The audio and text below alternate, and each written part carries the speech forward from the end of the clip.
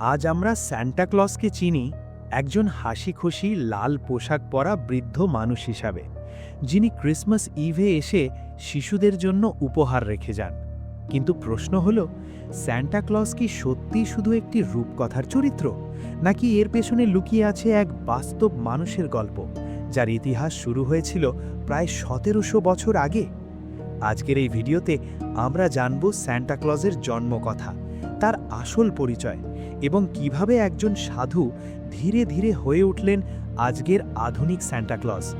ভিডিওটি শেষ পর্যন্ত দেখুন, কারণ ইতিহাসটা আপনার ধারণার চেয়েও অনেক বেশি চমকপ্রদ। পার্ট 1, সেন্ট নিকোলাস, আসল সান্টা। সান্টা ক্লজের গল্প শুরু হয় একজন সত্যিকারের মানুষ দিয়ে। তার নাম ছিল সেন্ট নিকোলাস। তিনি জন্মগ্রহণ করেছিলেন খ্রিস্টাব্দ 280 সালের আশেপাশে, আজকের আধুনিক টার্কিয়ের পাকারা অঞ্চলে। সেন্ট নিকোলাস ছিলেন একজন ধনী পরিবারের সন্তান, কিন্তু তিনি তার সমস্ত সম্পদ গরিব, অসহায় আর অসুস্থ মানুষের জন্য দান করে দেন। বিশেষ করে শিশুদের প্রতি তার ভালোবাসা ছিল অসাধারণ। একটি বিখ্যাত গল্প অনুযায়ী, একজন দরিদ্র বাবা তার 3 মেয়েকে দাসত্ব বা খারাপ পথে পাঠাতে চেয়েছিলেন, কারণ তাদের বিয়ের জন্য টাকা ছিল না। সেন্ট নিকোলাস গোপনে 3 মেয়ের জন্য ডাওয়ারি দিয়ে যান, যাতে তারা সম্মানের সাথে বিয়ে করতে পারে। এই ঘটনাই তাকে শিশুদের রক্ষাকর্তা হিসাবে পরিচিত করে তোলে। পার্ট 2, জনপ্রিয়তা ও সেন্ট নিকোলাসের উৎসব। সময় গড়ানোর সাথে সাথে সেন্ট নিকোলাসের সুনাম ছড়িয়ে পড়ে পুরো ইউরোপে। তিনি পরিচিত হন শিশু আর নাবিকদের রক্ষাকর্তা হিসাবে। তার মৃত্যুর দিন ডিসেম্বর 6 ধীরে ধীরে হয়ে ওঠে একটি উৎসবের দিন। এই দিনটিকে ভাগ্যের দিন মনে করা হতো। বিয়ে করা, বড় কেনাকাটা করা এই দিনে শুভ বলে ধরা হতো। এমনকি প্রোটেস্ট্যান্ট রেফরমেশনের পরেও যখন অনেক সেন্টের প্রথা বন্ধ হয়ে যায়, সেন্ট নিকোলাসের জনপ্রিয়তা কিন্তু কমেনি, বিশেষ করে হল্যান্ড বা নেদারল্যান্ডসে। পার্ট 3, সিন্টার ক্লাস থেকে সান্টা ক্লজ। ডাচ ভাষায় সেন্ট নিকোলাসকে বলা হতো সেন্ট নিকোলাস, আর সংক্ষেপে সিন্টার ক্লাস।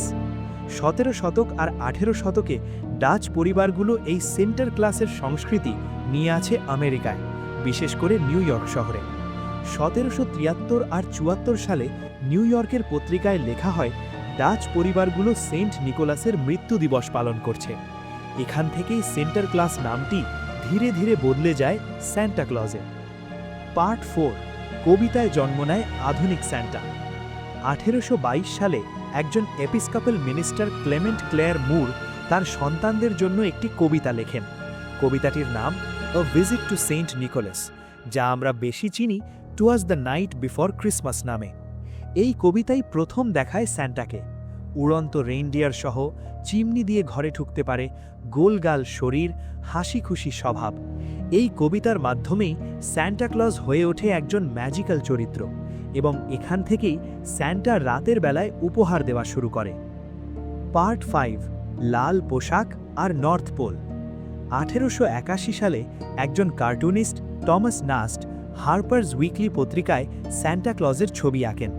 এই ছবিতেই প্রথম দেখা যায় লাল পোশাক, সাদা দাড়ি, নর্থ পোলের ঘর, এলফদের ওয়ার্কশপ এবং মিসেস ক্লজ। আজ আমরা যে সান্টাকে চিনি তার প্রায় পুরো রূপটাই টমাস নাস্ট তৈরি করে দিয়েছেন। পার্ট 6, শপিং মল সান্টার জন্ম। 19 শতকে ক্রিসমাস হয়ে ওঠে একটি বড় উৎসব। দোকানগুলো বুঝে যায় সান্টা ব্যবহার করলে বিক্রি বাড়বে। 1841 সালে ফিলাডেলফিয়াতে একটি দোকানে লাইভ সাইজ সান্টা মডেল রাখা হয়। এরপর ধীরে ধীরে শপিং মলে লাইভ সান্টা বসানো শুরু হয়।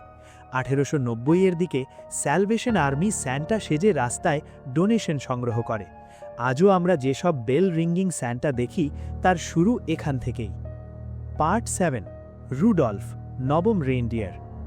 সান্টার 9 নম্বর রেইনডিয়ার রুডলফ কিন্তু অনেক পরে আসে। 1939 সালে মন্টগমরি ওয়ার্ড নামের একটি দোকানের কপিরাইটার রবার্ট এম মে রুডলফের গল্প লেখেন। লাল নাকের জন্য যাকে সবাই হাসাহাসি করত, শেষ পর্যন্ত সেই নাকই ক্রিসমাস বাঁচিয়ে দেয়। এই গল্প থেকেই তৈরি হয় বিশ্ববিখ্যাত গান Rudolph the red nosed reindeer. Santa Claus আজ শুধু একজন চরিত্র নয়, একটি সংস্কৃতি, একজন বাস্তব মানুষ থেকে কবিতা, ছবি আর ব্যবসার মাধ্যমে তৈরি হওয়া একটি বিশ্বজনীন প্রতীক।